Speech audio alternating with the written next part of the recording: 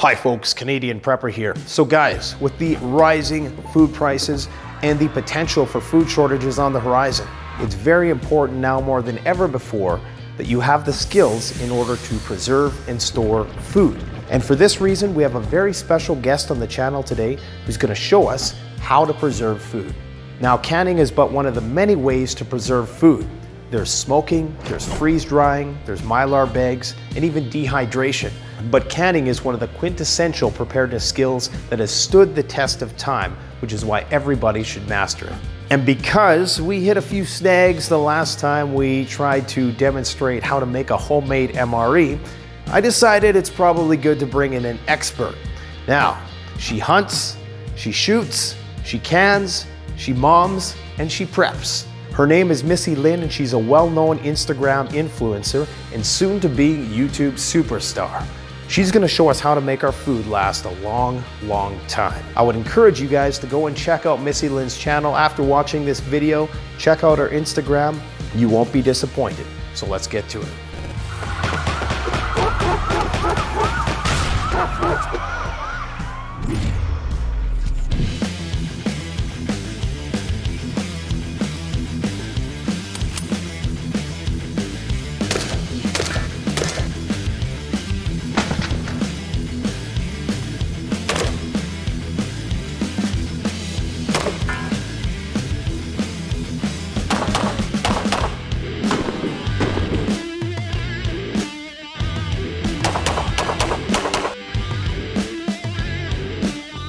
Hey everyone, my name is Missy and I am here to give you guys a quick version of an intro to canning food. Everybody thinks that it's, very hard to do, it takes a lot of time. It doesn't. And it's time for you guys to learn this now. And I already know that you guys know why. There's two types of canning. There's water bath canning and there's pressure canning. Now, water bath canning is for more of your high acidic foods, jams, jellies, tomato products. With the pressure canner, that's for more of your low acidic foods, vegetables, meat. But the plus side with pressure canning is you can do meals in a jar, which is great. Now, if you haven't done canning or pressure canning, start with canning maybe. It's a little bit easier, but really pressure canning is not that much more difficult. Two things to be successful, and that is be clean and sanitary and follow good, respected recipes. Now, the reason that's important is because there's this big scary word called botulism. Maybe you've heard of it. Basically, it's a bacteria that can become active with little to no oxygen. It's bad. How we basically eliminate the chances of us getting botulism in our food is by having clean food. So peeling vegetables, washing vegetables, right? Washing our hands, having clean jars, not picking our nose, being clean, and again, following recipes. Basically, the botulism spore needs to cook at a certain temperature. So that's how we avoid it. It's not gonna happen to you. Most likely, if something goes wrong, you're gonna see it or smell it. Sorry, you can totally see my wire for my microphone. Let's talk about things that we need.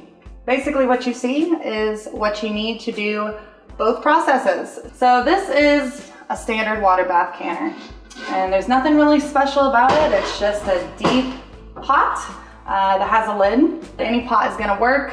Want to make sure we have a rack. If you don't, for whatever reason, have a rack, you can also use a towel. Make do with what you got, right? You just need to keep the jars off the bottom of your pots when they're processing. A lot of canning companies have little canning kits that you can buy, and they're gonna include a lot of great little utensils that you would need for both types of canning. So basically a lot of these kits are gonna include handy dandy tongs. These are great. I have burnt the shit out of myself not having these, so don't skimp on it. Comes with a little air bubble remover doodad. Also, I don't know if you can see the ridges above, but this is gonna help you measure your headspace. And this guy is super fancy. This is a magnet on a stick. This thing's also really good to have because a lot of times we're gonna be putting our lids in hot water before we are putting stuff in our jars, and this helps you get those guys out. Because again, tongs, they don't work very well. Not all kits come with this, but this is a good thing to have. This is a decor. This is for tomatoes. You do a lot of canning with tomatoes, and it can be a total pain in the butt if you're doing ketchup or diced tomatoes to decor all of them with a knife. So that is a must-have, I think. Besides that, you're gonna need lids and jars. Jars are reusable. Lids debatably are. These ones at least. This is just some standard ball lids. You know, I've gotten a couple uses out of these. Depends on who you're talking to. A lot of the Nancys would say no. You know, people like on Rebel Canner, go follow their Facebook, by the way, they're awesome. They would say yes, use it until it doesn't seal. But if you don't want to reuse those guys and have a good stockpile, they've got the Tatler lids too. These guys are reusable lids. They're great, I love them, haven't had any problems with them. The ball, you know, guide to preserving is great. It's got all USDA approved canning recipes. There's like over 500 in here. And this one's even better for preppers. Oh my gosh, I love this book so much. This is a complete guide to pressure canning. Amazing recipes, so good. Actually, the one we're doing later is from this book. But the cool thing is, for all you preppers out there, the whole last chapter is about pressure canning to fill your pantry, to help you plan for how much you need to be saving. It's amazing. Seriously, please go buy this book. I love them, and she doesn't pay me. I wish she did. Today, we're gonna be doing a pot roast. This is so freaking good. The pot roast, why I like it is because, again, it's a meal in a jar, which is great. You stick it in a pot, heat it up, good to eat it. Pressure canning is the recommended way to do low acidic foods, but I'm not going to deny the fact that people do water bath can low acidic foods and meat as well. So I have got everything out and cut already. I figure everyone here knows how to peel and cut stuff, I would hope. I got about 1/2-inch pieces with my carrots, 2-inch pieces with my meat, inch pieces with the potatoes, blah, blah, blah. So I have already got all my jars boiled, and so they have all been sitting in there, and the water has cooled down quite a bit, and so I'm just gonna take these guys out so we can get them filled up. All right, you guys ready for the best part of all of this? How does this work? This is my bullet wine opener, by the way. Let's see if I can use it. This recipe calls for wine. And that's why I love this, because you don't need all this wine. And so you get to drink wine while you do it. I'd be willing to bet there's a better way to open this. Whoops. Snoop Dogg. Hey. This recipe calls for 2 cups of red wine. This one's for you, Snoop. 2 cups of red wine. Okay, so we got 4 cups of stock next. Looking good. 4 cups of stock we're gonna throw in here. I'm also gonna be adding Worcestershire, whatever you wanna call it, to this as well, and salt, pepper, some thyme, but I will do that while we're getting this guy to boil. So now basically I want to bring this to a boil, and then I'm gonna remove it from heat once it's been boiling for about 5 minutes. And while that's happening, we're gonna start getting all of our meat packed into the jars after we drink. All right, I wanted to show you guys my setup real quick so you could see. So basically I've got everything out here ready to start packing into my jars. We got our potatoes, parsnips, celery, carrots, tomatoes, onions, all that jazz. And all my jars ready. So to start, I'm going to get all the meat put into the jars.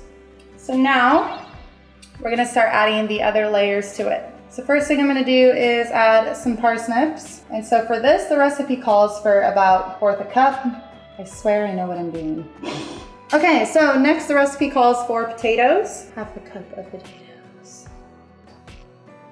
All right, so as you guys can see, as I'm adding the layers, I'm just trying to push it down.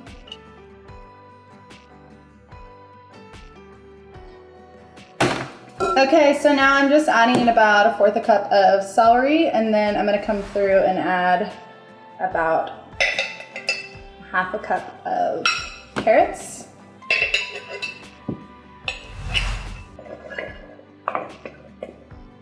Okay, so now I'm coming through and adding carrots to my jars. So as you can see, I mean, some people would definitely not be fans of me using my hands for this, but my hands are very clean, wash them between everything I do, so do what you are comfortable with. All right, next up, I am adding about 1/4 cup of tomatoes to each jar. Now you guys can really see why having the wide mouth jars is a better way to go. All right, so last up, I'm putting about 2 tablespoons of onion. And I really want to add this and have y'all hear loud and clear. You know, I am a good kind of in the middle person when it comes to canning. I have never had a bad jar. You know how to be clean, you know how to approach this in a safe manner without being a frickin' psycho. All right, so really the last part is to just ladle some of that mixture in here. And so really once I get all my stock mix, we'll call it, in here, I wanna make sure that it is below this bottom line right here, this last one, because this is 1 inch. That's some damn good wine. Good going, Snoop Dogg. This is my dial gauge Presto pressure canner. And so there's a series of steps that I take to prepare mine to get it all ready. And the first thing is I want to make sure that everything is clean. A lot of times I give just a little bit of oil to the little rubber seal around here. This is going to be terrible, but you know, for me, basically you're supposed to check if you can see through the little hole. Typically I just give it a blow. But that's the thing with pressure canning, you want to make sure that nothing is blocked. Your vents are good, especially this one. You want to make sure either you stick something through it, you blow it, you look through it. So it needs to be able to properly vent. Okay, so I have got my water filled up to the first mark in here. The amount of water might vary depending on what pressure canner you have. Make sure you read the manual and find out that information. I've got my rack in here as well. So I'm going to set all these guys in here. I have all my jars in, and now I need to get this guy cooking. If you are pressure cooking and you have a glass top surface, it's probably best if you call the manufacturer and make sure that it's safe to pressure can or can on this stove. Figure out if the size of the pressure canner that you're interested in or have is going to be safe on that. Is this 6 inches? I think it's 6 inches. The size of the large right-hand side stove. Man, I sound like a freaking professional. So what I'm looking for is for the little spout right here to start a steady stream, basically, of steam. When I see the steam coming out of this guy, then I'm going to hit a 10-minute timer. It's very important that we don't skip this step. Now with my pressure canner, I will be looking for 11 PSI. I have just a generic weight, which I can just put on here. And I'm basically going off of the dial gauge. Now for anybody who has a weighted pressure canner, you're not gonna have this. You're gonna have a series of weights and you'll be putting on the amount needed, which I believe for this recipe was 10 PSI. I can't really show you guys that, and so it might be best for you guys to watch another video if you've got a different type of canner than me. But for anyone who has a dial gauge canner, we will be just sticking that guy on there and watching to see where our PSI ends up. I don't know if you guys can see the steady stream of steam I have coming out of the spout right here.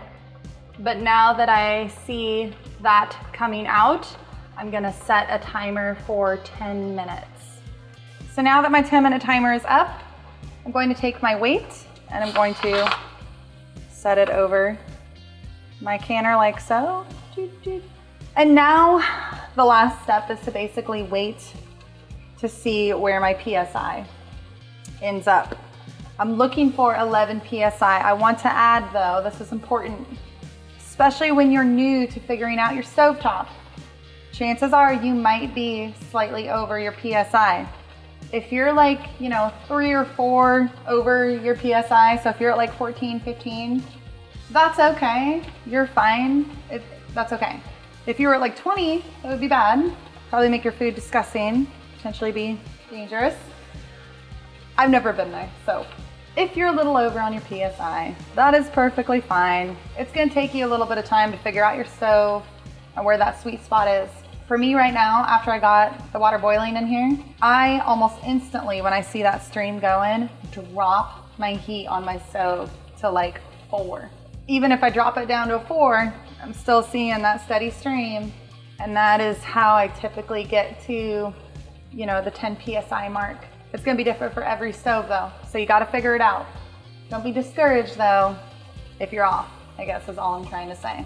I got my weight on. It's gonna take a second for the pressure to build up. We'll come back and start the timer for an hour and a half for quarts as soon as I am to the correct PSI. Okay, so I am finally at 11 PSI. So now I can set my timer for an hour and a half. And once the timer's done, I'm just gonna turn my stove off and leave it alone. That is a big thing with the pressure canner. Until it says 0 on there, give it time to cool down or you're gonna be hurting, burn your face. No bueno. All right, so everything is done now. I have let everything cool. It is very important that you guys, once you're done with your processing time, that you let the thing chill. You want that thing to be at 0 PSI before you're messing with it, like I showed you guys earlier. Now I have let my jars cool for quite a bit, and basically that's what they end up looking like. Which I know sometimes with, canning the food looks a little different, but I can promise you it always tastes very good. So now the last thing I'm gonna do before I put these guys away in my pantry is remove the rings, and I'm gonna stack them in my pantry like so. Basically, we don't want to stack jars on top of each other. That is something I just recently learned isn't good. One way for us to know if our food is bad is for us to be able to see that we didn't get a good seal. And with keeping the rings on or stacking our jars, basically that is not helping us see if a seal is not very strong, and it might cause it to be, pushed down but not be properly sealed. Does that make sense? So doing it this way, storing our food this way helps us see that. Now this food here I'll probably eat within the year just because it's really, really good, and especially with food shortages and inflation, I'm eating a lot of food at home that I can to save me money. But these things can last, upwards of 3 years. I guess it depends on who you're talking to, but whatever I guess you're comfortable with. Sometimes one jar is gonna end up with a little less fluid than the other ones, and food might not be perfectly submerged in your liquid. And that's totally fine, it's okay. If you've got food poking up at the top, with no liquid over it, it's still safe to eat. So don't be concerned with that. Basically, you just wanna make sure you've got good seals, and if you have good seals, you're good to go. Now to check for that, you wanna try to push the top of these guys. That's at least what I do. When a jar is sealed properly, it basically kind of concaves in the middle, where you're used to seeing that little bubble. It goes down, so it's flat. You can't do anything to it. Also, obviously, you can feel that it is sealed on there. And I had all mine sealed, which is great. If one didn't, I would just reprocess it, which, if you have to reprocess it, it might be a little bit more mushy, but you can still eat it. If you're in an SHTF situation, then you're gonna eat mushy food, right? That is basically a wrap here. So that is like my most condensed short version of canning for y'all. And like I said earlier, if you guys want more in-depth information, you can follow me on my YouTube, Make Ready Missy, and I'll be breaking it down a lot more. But seriously, I hope I have convinced you guys to go give this a try, because you're gonna save so much money. Like, you really will. And sometimes you get to drink wine when you're doing it. Or you can do that every time, you know, I do. All right, thanks for having me on, guys. Have a good one. The best way to support this channel is to support yourself by gearing up at CanadianPreparedness.com, where you'll find high-quality survival gear at the best prices, no junk, and no gimmicks. Use discount code PREPPINGGEAR for 10% off. Don't forget, the strong survive, but the prepared thrive. Stay safe.